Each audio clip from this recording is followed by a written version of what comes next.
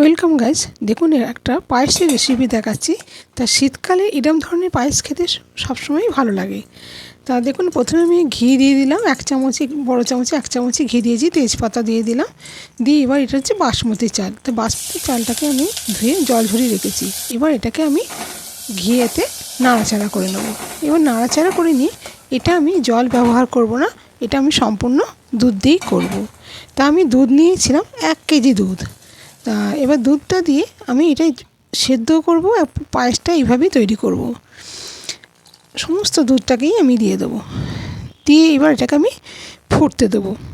তা এবার ফুটতে দিলে, আর এটা হচ্ছে গরুর দুধ, আমি এতে কোনো গুঁড়ো দুধ ব্যবহার করিনি, শুধু এটা দিয়েই করব।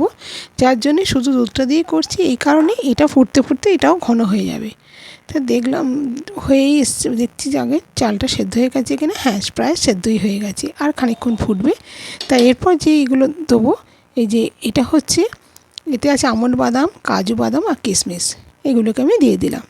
দিয়ে এবার এটাকে ফুটতে দেবো। এবার এতে আমি দেবো মিষ্টি বলতে খেজুরের গুড়, 2টো ছোটো এলাচও দিয়ে দিলাম ভালো গন্ধ বেরোবার জন্য।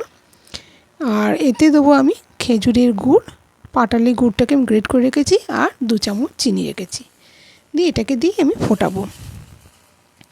এটা ফুটতে আর খানিকক্ষণ ফুটলেই হয়ে যাবে, যেহেতু এটা চালটাও সেদ্ধ হয়ে গেছে, আর এটা খানিকক্ষণ রেখে দিলে বসেও যাবে। তা আমি আরেকটুখানি ঘন করব, তো সেই জন্য খানিকক্ষণ ফুটিয়ে নেব।